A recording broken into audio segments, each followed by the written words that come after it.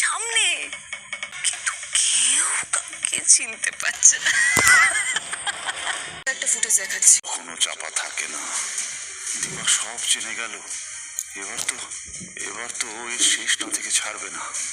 এবার কি হবে? জয়, সব কি ভাবতে পারছি না। মা গো মা, আমার তো আমার দু চোখকে বিশ্বাসই হচ্ছে না। ছিলাম তুমি মানুষটা বদলে গেছো, কিন্তু এটা বুঝতে পারিনি তুমি এতটাই নিচে নেমে গেছো। মাথা নিচু করে বসে আছো কেন? লুক এট মি, তাকাও আমার দিকে।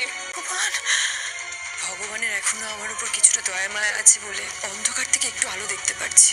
আমাকে খাদে ফেলে দিয়েছিল, কি করে করতে পারলে? সেনগুপ্ত বাড়ির ছেলে হয়ে তুমি এটা করতে পারলে? সেনগুপ্ত, প্রবীর সেনগুপ্ত ছেলে হয়ে তুমি এটা কি করে করলে? ছিল তখন তুমি দাঁড়িয়ে দাঁড়িয়ে দেখলে।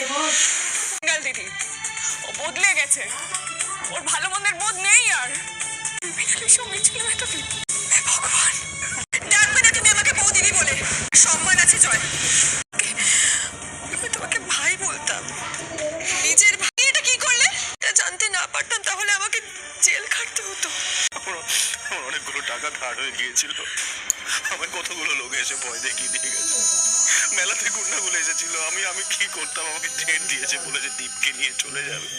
আমি প্রিন্সিপালকে ফোন করেছিলাম, প্রিন্সিপাল বলেছে অন্য একজন এসে দীপকে নিয়ে চলে গেছে। আমি কি করতাম বলতে, আমার মাথা ঠিক। আমার তারা ছিল বলে আমি মিসেস ত্রিপাঠীকে বলেছিলাম দীপকে আনতে যেতে। আমার ভুল হয়ে গেছে উর্মি, আমার ছেলের কথা ভেবে যা করে করে করো। তারপর তুমি যখন জানতে পারলে তোমার ছেলে ঠিক আছে, তখন সবটা জানার পরে তুমি এটা করতে পারলে? তুমি তো সব জানতে কাকা। প্রতীক, তুমি প্লিজ একটু বোঝাও না কাকা।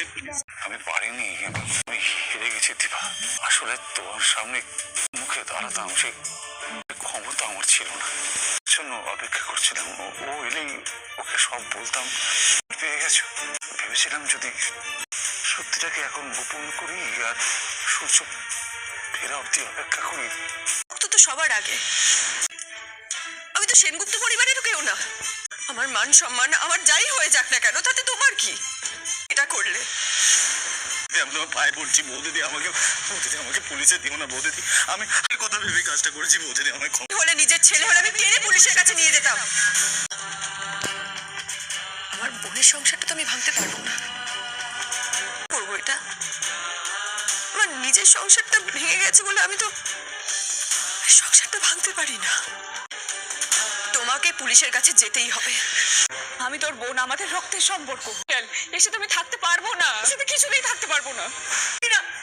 এত বড় একটা অমানুষের সঙ্গে তোকে থাকতে হবে না। একদম মা বলে ডাকবে না। যাও যাও এখান থেকে। তুমি কাঁদছো? তুমি কাঁদছো কেন? বলো না বাবা, বলো না। আমায় বই বুঝিস না বাবা, আমি কোনো দোষ করিনি, আমাকে কি বকেছে বাবা? বলো না বাবা। বাবা কি করেছে? উর্মি, অন্য কারোর অপরাধে ছেলের শৈশবটা নষ্ট করিস না প্লিজ। তুমি ভেতরে যাও। না, আমি বাবাকে না নিয়ে কোথাও যাবো না। তুমি ওদের সাথে কথা বলবে না, কিছুতেই না। কেন ও তোমাকে বকছে? পথ আমাকে একাই চলতে দে প্লিজ। দীপা, দীপা শোন মা, যাস না মা, আমাকে আটকেও না। আর জয়কে পুলিশের কাছে যেতেই হবে। যে যাবে নাকি তোমরা নিয়ে যাবে, তোমরা ডিসাইড করো। তুমি দেখবে, কারণ জয় পুলিশের কাছে স্যারেন্ডার না করলে আমার মুক্তি নেই, আর আমি বিনা অপরাধে শাস্তি মাথা পেতে নিতে পারবো না। প্রমাণ করার জন্য নয়, জয়কে আত্মসমর্পণ করতে হবে, আর তা না হলে কাউকে এই কেসটা তুলে নিতে হবে। সেনগুপ্ত পরিবারের জন্য আমি সারা জীবন চোরের তকমা লাগিয়ে ঘুরতে পারবো না। আশা করছি আপনি এটা কিছু একটা ব্যবস্থা করবেন। ঠিক মনে করবেন সেটাই করবেন।